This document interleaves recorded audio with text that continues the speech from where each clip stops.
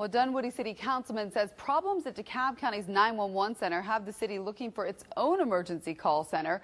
And for months, we've been telling you about complaints of long response times, rescue crews showing up without an ambulance, or refusing to transport patients. CBS Atlanta's Leslie Tanner is live in Dunwoody with what's being done to make sure people are safe. Yeah, Kim, well, Dunwoody officials started to look at what it would take to separate from DeKalb County's 911 before those recent complaints that you mentioned. But that city councilor says that the problems have actually been going on for years, and he believes residents here will be safer when someone else is answering their emergency calls. It's the weak link in the chain. Dunwoody City Councilor Robert Wittenstein says DeKalb County's 911 system is the one county service he doesn't want in charge of his or his neighbor's safety.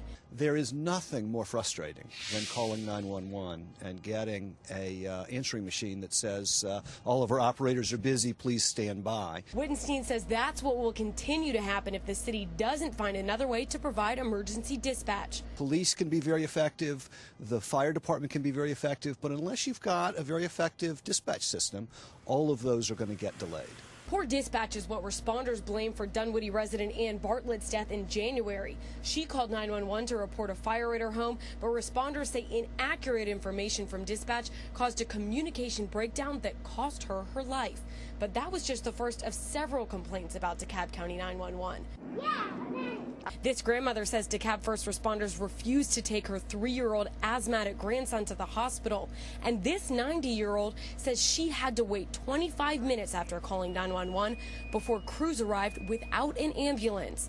And though city manager Warren Hutmacher says the city wanted to start its own 911 system before these complaints, he adds that anytime that you've got a possible drop in service, that's a concern to us. And residents agree. They've got a lot of negative response and a lot of people that are having problems. I can see that they may be, wanting to get their own 911.